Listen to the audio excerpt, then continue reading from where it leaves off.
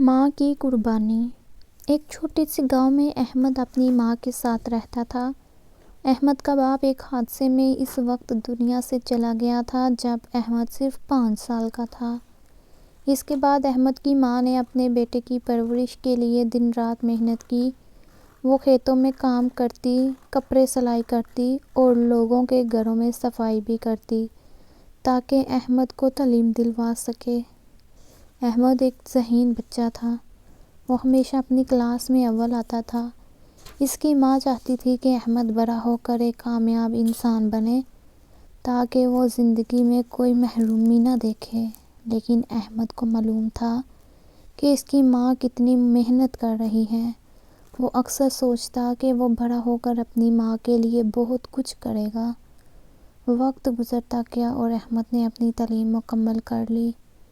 اس نے ایک بڑے شہر میں نوکری حاصل کی اور گاؤں چھوڑ کر چلا گیا۔ اس کی ماں نے اسے دعاؤں کے ساتھ روانہ کیا۔ احمد نے وعدہ کیا کہ وہ جلد ماں کو اپنے پاس لے آئے گا۔ شہر کی زندگی بہت مصروف تھی۔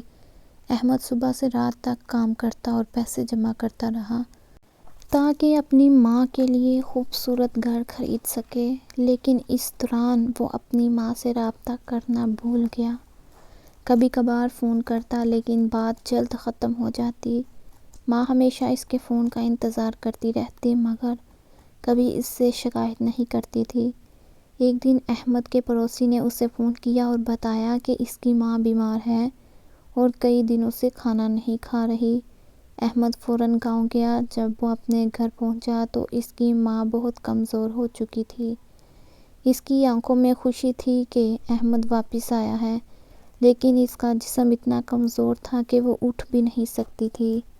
احمد نے روتے ہوئے کہا، اماں مجھے معاف کر دو، میں آپ کا خیال نہیں رکھ سکا۔ میں آپ کو اپنے ساتھ شہر لے جانا چاہتا تھا مگر اپنی مصروفیات میں کھو گیا۔ ماں نے مسکرا کر کہا، بیٹا تمہاری کامیابی میری خوشی ہے۔ میں نے تمہیں کامیاب بنانے کے لیے اپنی زندگی دی ہے اور یہ میرے لیے فخر کی بات ہے، لیکن یاد رکھو دنیا کا سب سے قیمتی وقت وہ ہوتا ہے جو ہم اپنے پیاروں کے ساتھ گزارتے ہیں۔ ماں نے احمد کا ہاتھ پکڑا، اس پر دعائیں کی اور ہمیشہ کے لیے خاموش ہو گئی۔